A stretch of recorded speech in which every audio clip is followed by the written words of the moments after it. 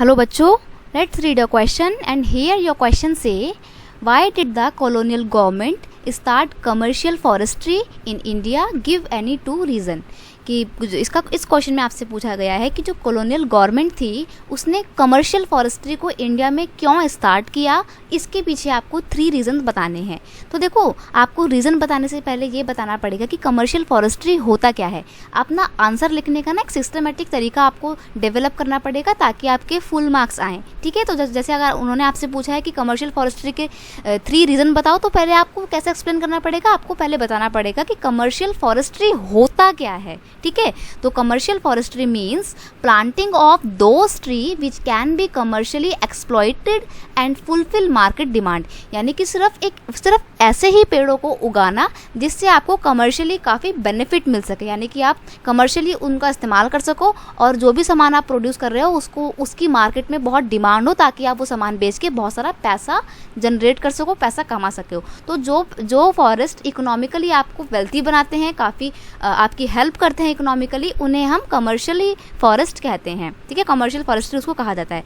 अब गवर्नमेंट जो थी, ब्रिटिश गवर्नमेंट, उसने इंडिया में कमर्शियल फॉरेस्ट्री इसलिए इंट्रोड्यूस की, इसके बहुत सारे रीज़न हैं। सबसे पहली बात, कमर्शियल फॉरेस्ट्री इंट्रोड्यूस करने का रीज़न था क्योंकि ब्रिटिश गवर्नमेंट को टिम्बर की बहुत ज़्यादा ज़रूरत थी। अब टिम्बर की ज़रूरत इसलिए थी क्योंकि खुद यूरोप में ओक और जो important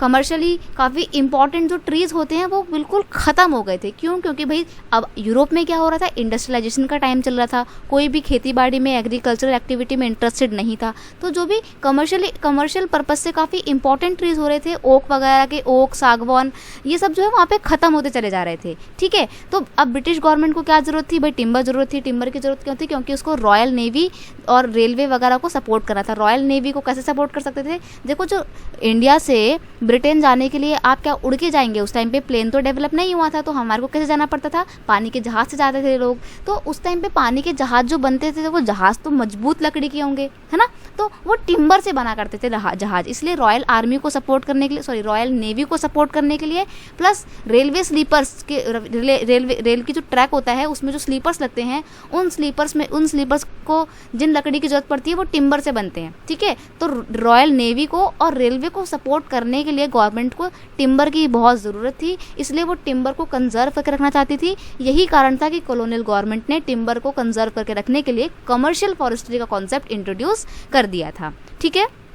colonial government want to limit felling of tree and grazing by pastures. अब देखो, जो कॉलोनियल गवर्नमेंट थी वो नहीं चाहती थी कि लगातार पेड़ों को काटा जाए, क्योंकि उसको डर था कि अगर हम लगातार पेड़ों को काटते रहेंगे तो क्या होगा, एक टाइम बाद टिम्बर वाले सारे पेड़ खत्म हो जाएंगे, ठीक है। और ब्रिटिश गवर्नमेंट को ये भी लगता था कि ये जो चरावाहाए हैं, यानी कि जो गडरिए वगैरह अपने जानवरों को लेकर कहीं पर भी घास चराने के लिए आ जाते हैं, वो भी हमारे पेड़ों को नुकसान पहुँचा रहे हैं। क्योंकि उनका मानना ये था कि जो छोटे मोटे पेड़ जो उग रहे हैं, अब कोई भी बाहर से कोई भी आएगा चरने के लिए, कोई भी जानवर आएगा तो वो तो उस छोटे पेड़ को खा जाएगा, तो लॉन्ग टर्म में लॉस तो ब्रिटिश गवर्नमेंट को होगा, ठीक है। तो इसलिए वो नहीं चाहते थे कि किसी भी तरीके से पेड़ों को काटा जाए, एक्स्ट्रा काटा जाए, या फिर किसी भी तरीके से ग्रेजिंग की जाए, यानी कि वहाँ पे घास चरवाई जाए। तो इसलिए गवर्नमेंट चाहती थी कि सारे फॉरेस्ट को हम कमर्शियल फॉरेस्ट घोषित कर देंगे और वहाँ पर बाहर के लोगों की एंट्री रोक देंगे। तो इसलिए ब्रिटिश गवर्नमेंट ने कमर्शियल फॉरेस्ट्री को इंट्रोड्यूस किया।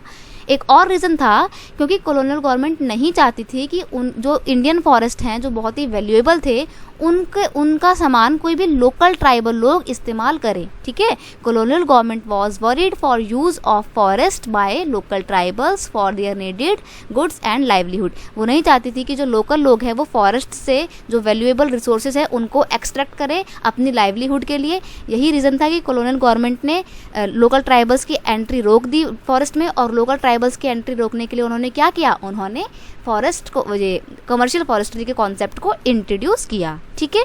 आई होप आप इस क्वेश्चन के आंसर को बहुत अच्छे से समझ गए होंगे। Best of luck.